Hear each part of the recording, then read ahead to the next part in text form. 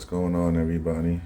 I'm just going to be talking about coverages and just basic football stuff and terminology, just so, for people that don't really know that much about it and are just, the casual.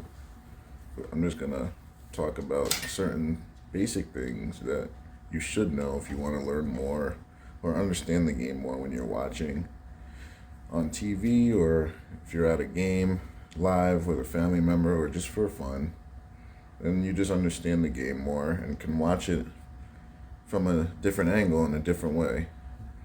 Without further ado, let's just talk about this tape. Oh yeah, and this tape is just going to be about the Super Bowl of last year, the Bucs and the Chiefs. I'm going to do a breakdown on that shortly, but for now, this is just what I was talking about. Stay tuned. Right out of the gate.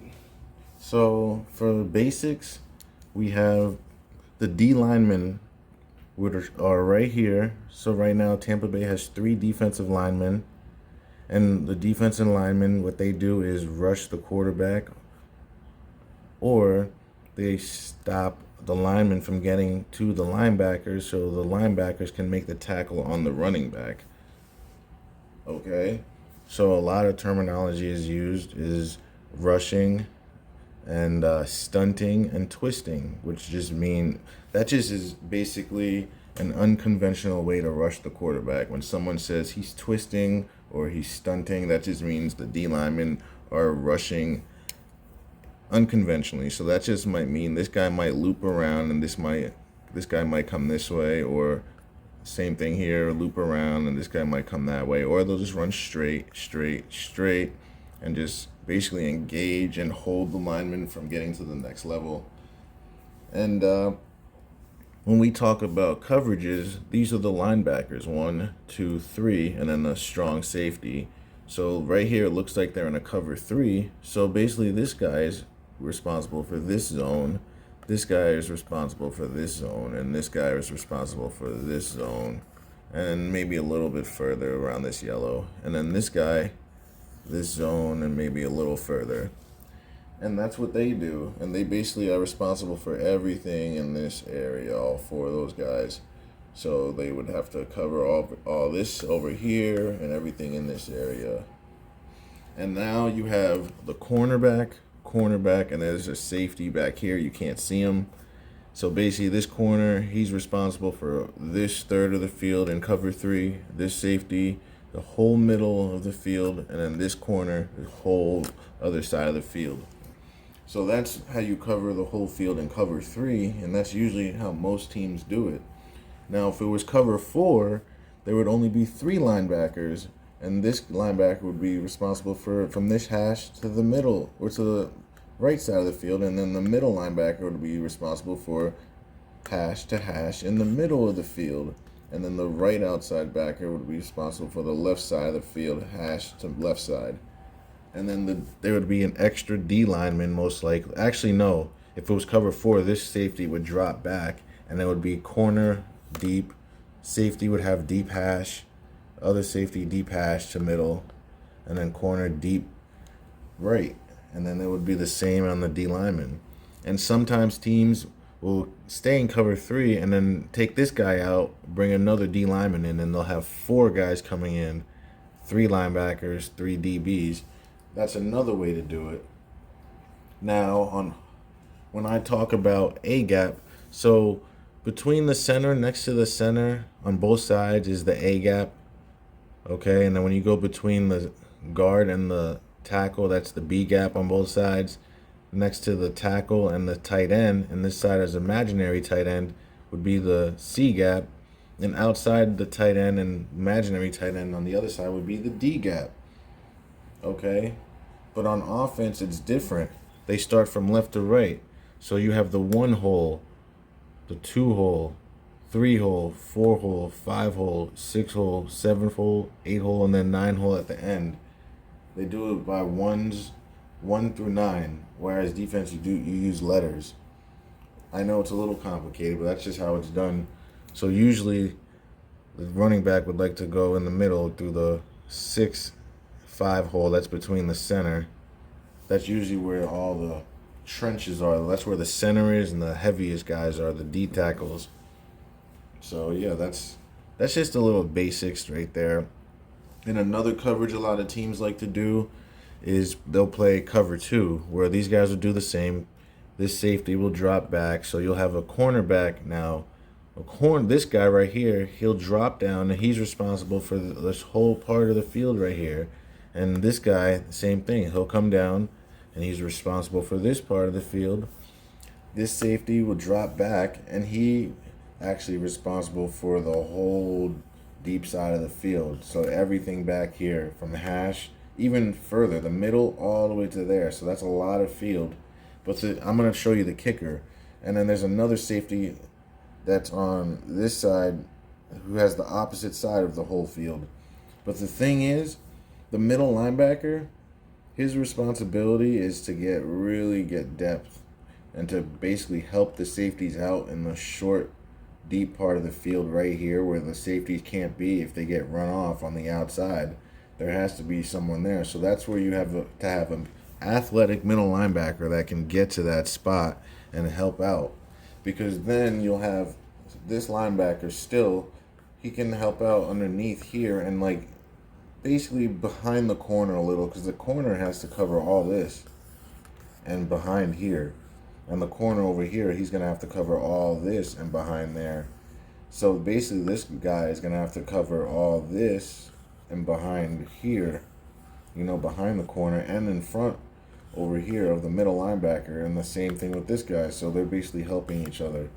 So there's a lot to cover. So that's why it's smart for a quarterback to usually try to throw the football over here, because it's very hard to cover this part of the field, So that's why a lot of teams, they want a tall quarterback, because they're able to throw over the linemen who tend to be 6'5" and taller. So you need a guy usually who's tall enough to raise above them, to throw high enough to get the passes even over here. It's easier to throw deeper for the trajectory of the ball to get over them. But when you're throwing here, you kind of need no type of arc. It has to be kind of like an angle like this, where if it's a shorter guy, it's going to have to go up and down to get over there. Where if you have a 6'5" guy, it's straight to the guy. They can catch it on the run. And usually if it's a shorter guy, you're running a crosser, it's kind of hard to see the ball being thrown at you, because these guys are so tall. If you're running this way and you're 5'9", you can't even see the ball being thrown at you. So you almost have to have crazy hand-eye coordination. That ball is going to be on you so quickly. Like, you guys don't understand. It's really, really, like, close out there. It's hard to see when you're a short guy. And a lot of receivers are around that 5'9" to 6 foot range. There aren't very many 6'4" receivers out there. And if they are, they're usually on the outside catching the jump balls on the shorter guys. Or you got the 6'5", 6'7" tight ends. They're running the corner routes, the intermediate routes, So, yeah. So like, say this guy is a dominant defensive tackle. So a lot of times teams will take 1-2 guys and double team. So then you'll have these two guys double team. Say the center comes and helps this guy, but then you don't stay on. The center will come double team, and once he realizes this guy has him under control, then the center will go to the next level and try to pick this guy off. That's where you see where a lot of those great runs happen, is when the great linemen know how to give double teams and get to the next level. That's when you see great running teams, honestly. But we're talking about real football here. We're not talking the fake stuff. I just want to show you guys what to look for when you're watching the game, so you know what's real and not, and what defense they're in, so you kind of can gauge who has what, and you can kind of blame what on who, You can watch the game and be like, what's this guy doing? It looks like they're in cover 3. Why is he not covering the flat? So, like, this is called the flat. So when someone says, go cover the flats, it's this whole area. This is the flats. This is the curl over here. Curl zones is all in here. This is curl. All in here is the curl zone. Hook to curl is all around here. It's hook to curl. And then deep third is behind, where you can't see. Is deep thirds are behind. So that's basically it. So you basically have flats, hook to curl, hook zone, and you have deep thirds. That's basically it. On the defense is easy. Oh yeah, and blitzing. So would just mean blitzing just means it's for the linebackers. So actually, it could be for anybody. Blitzing just means because primarily you rush 3 to 4 people. That's a standard for any team to primarily rush 3 to 4 guys. But when you blitz, you're sending an extra guy or more. So if someone says he's blitzing, that means they're sending more than you can block typically. So say a team says we want to blitz the Mike backer or the middle backer. That would be the middle linebacker is blitzing. And say middle backer, we want you to blitz B gap. So he'll blitz between the guard and the tackle. Okay? If they say A gap, he'll blitz right here between the center and the guard. He'll have to tell the D tackle which way he's going, give him a little tap on the side, they'll communicate, and then boom. Sometimes they'll call Mad Dog Blitz. Mad Dog Blitz usually means 2 linebackers or more are going, you know. Sometimes they'll say they're sending the house. That usually means all linebackers are going. They're trying to just create pressure on the quarterback, or they just think it's a run and they're trying to stop the run. But it's very typical. It's not typical, actually, to see a team blitz a lot because it's a lot of risk.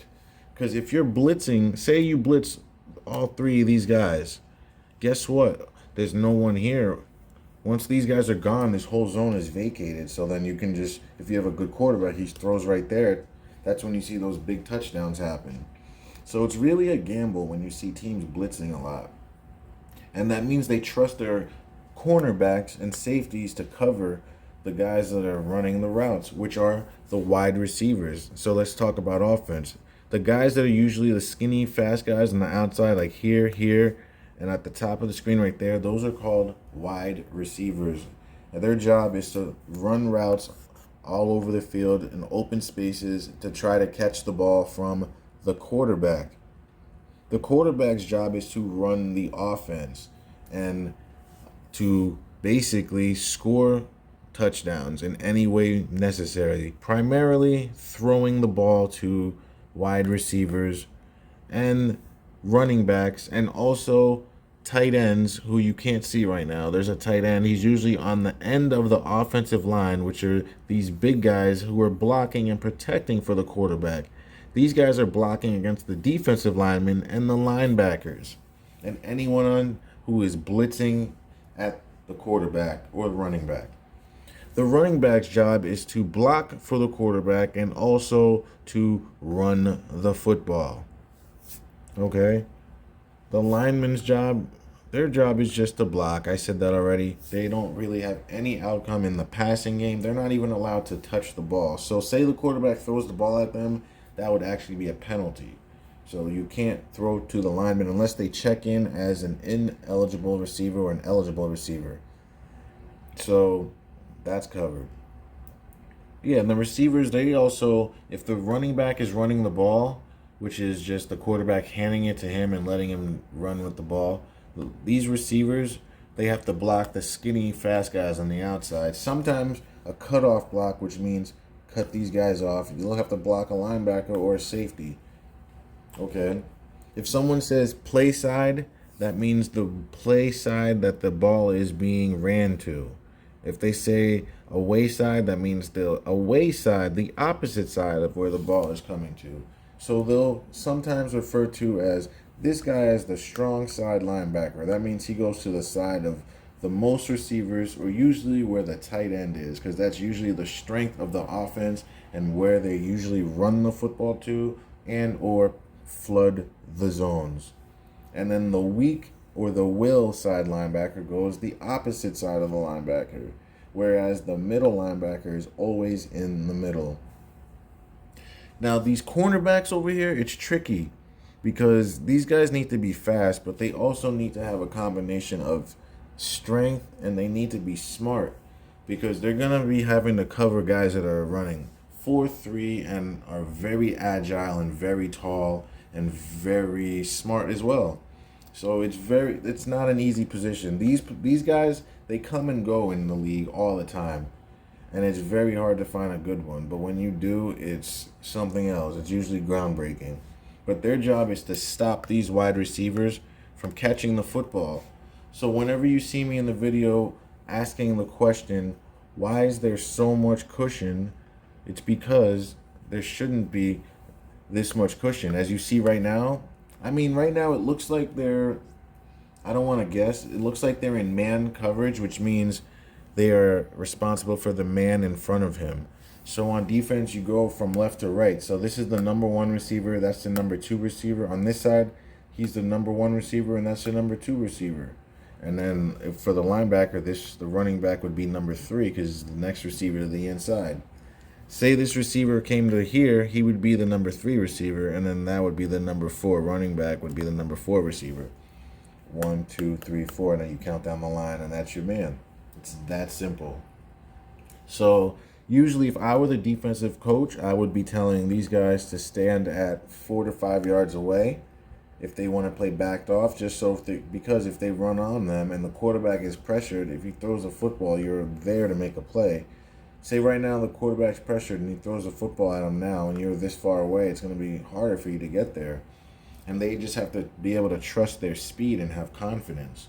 A lot of this position is confidence. A lot of the guys just don't want to get beat deep behind them for a touchdown, a quick touchdown, because coaches get mad and take them out and the guys get fired for it. I understand that, but they'll also fire you if you keep getting beat over here for these passes and constantly giving first downs. That doesn't help your team either. So it's kind of a hard position to play. You really can't win. You just have to, I just tell corners all the time, you just got to be aggressive and just play the ball and just try to do the best you can. Like I always say, be aggressive more than passive. Because if I'd rather lose the game knowing that I tried to get an interception than sitting back, letting them just pick me apart. Like, what is it? That does you no good. You're bleeding slowly, basically, without stopping it. Yeah, so we have that going. So the running back, usually, when he's running the ball, his job really, he wants to follow these linemen's butts. Usually, if their butts are showing your way, you usually want to follow them, and that's usually where a hole is going to be. He just wants to wear all the defenders out. It's usually a big, strong guy that can take a pounding and can usually deliver a pounding. That's the type of running back most teams want. And your job as a running back, really, you just want to wear out the defense. So by the fourth quarter, your quarterback can take over with these receivers. That's primarily how you want to play football. You want to usually run the ball, for a few quarters, 2, 3 quarters, even 4 quarters. If you can run in the fourth quarter, most coaches would love that. Smash mouth football, run it, and then pass when you have to. If you can do that, coaches would love that. It just, you can't do it because the NFL is scripted and you just got to call dumb plays sometimes, you know. That's all it is. Because if these coaches really wanted to run up the score and do what they wanted, they would always call their best plays all the time. They wouldn't call dumb defenses. They wouldn't call dumb offensive plays. Because the offensive coordinator, which you can't see, he calls the plays on offense and tells the quarterback what sequence he wants these guys to run. And he usually gives them 2 or 3 plays to call depending on what defense they're in. So based on that, if he's sending you 3 plays, you got to pick the best one. So how can you pick such terrible plays knowing your season's on the line? That's what I ask myself. If you're telling me you're getting 3 plays called in, you're calling the worst of the 3 and not giving you a chance to win. So that's how you know it's fake. If you know the game's on the line and you know that your coach is giving you plays to call, you're going to call the best one because you're going to want to win. So if you're calling the worst ones, what does that tell you? Until the next time, guys.